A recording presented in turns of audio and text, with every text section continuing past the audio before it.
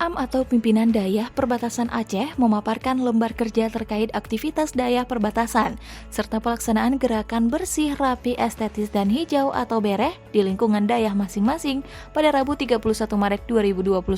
Setidaknya ada 5 dayah yang memaparkan laporan kerja, satu diantaranya adalah Dayah Hafiz Quran Muk Pagar Air Kabupaten Aceh Besar, dan 4 sisanya merupakan dayah perbatasan, yaitu Dayah Minhajus Salamah dari Kota Subulus Salam, Manarul Islam Kabupaten Aceh Tamiang, Darul Amin Kabupaten Aceh Tenggara, dan Safinatus Salamah Kabupaten Aceh Singkil. Selain mendengarkan paparan Rais Am, pada kesempatan tersebut Sekretaris Daerah Aceh Taqwallah juga mendengarkan paparan lembar kerja 3 kandidat calon license officer atau LO pemerintah Aceh dengan jajaran ulama bertempat di ruang rapat Sekda Aceh.